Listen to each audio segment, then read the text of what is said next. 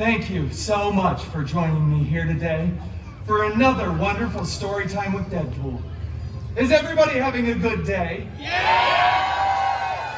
Wonderful. Are you excited for a new story? Yeah! Good. This story right here is another bedtime favorite.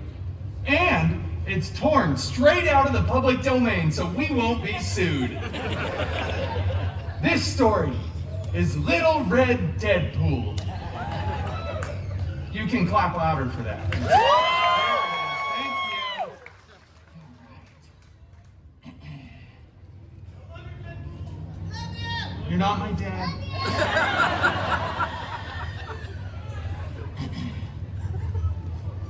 Once upon a time,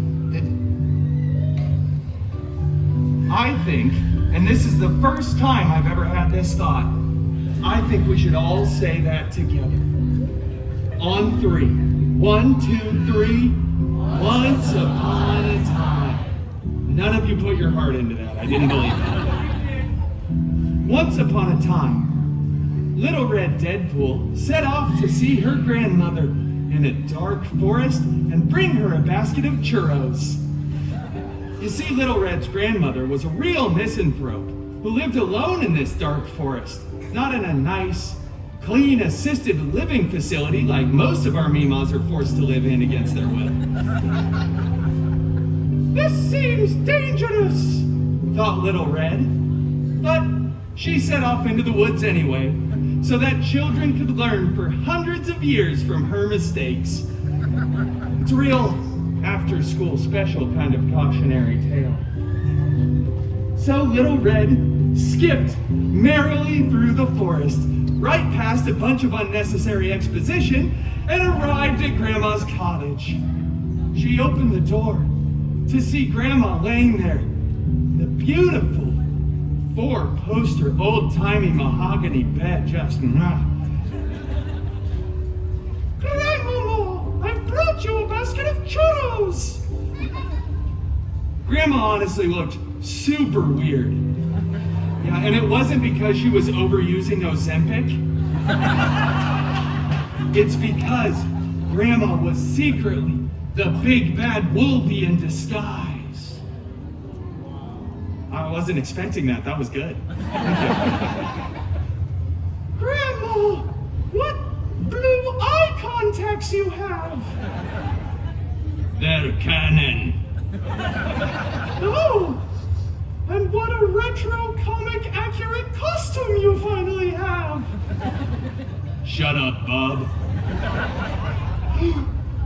And what big claws you have. Are those vibranium?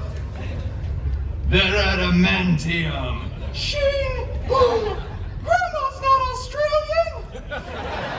Little Red ripped off a piece of the churro, dropped the basket, whipped off her cloak, ate the churro, it was delicious, and brought down her katanas in an X formation.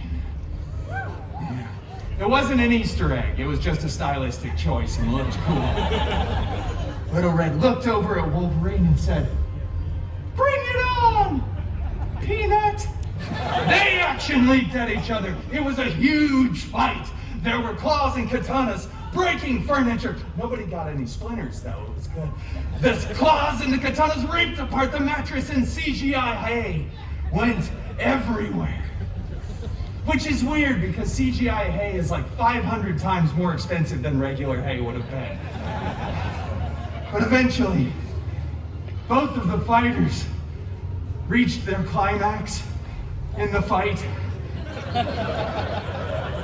and slumped down onto the ground.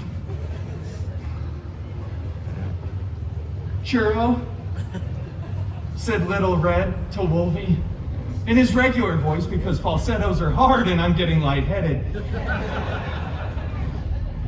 "Sure." So they shared that churro. They shared that churro Lady and the Tramp style as they looked around at all the destruction and CGI straw. Little Red spoke. "You know, I bet we could fix this place up real nice, Wolvie. Grandma's probably willing to sell." Where is Grandma anyway? She's on vacation. Oh, that's not ominous or foreboding at all. In fact, I trust you fully. Do you want to be roommates? Yeah. And so they were roommates. Little Red took the top bunk and Wolvie was the bottom. And they lived happily ever after. And the moral of that story, everybody, is honestly, get to know your grandmother. Really? You can't tell the difference between this decrepit old lady in a bed and a huge jacked man? Hugh Jackman? The kids will get it, explain it later. Well, everybody, that's all the time we have for this story time with Deadpool.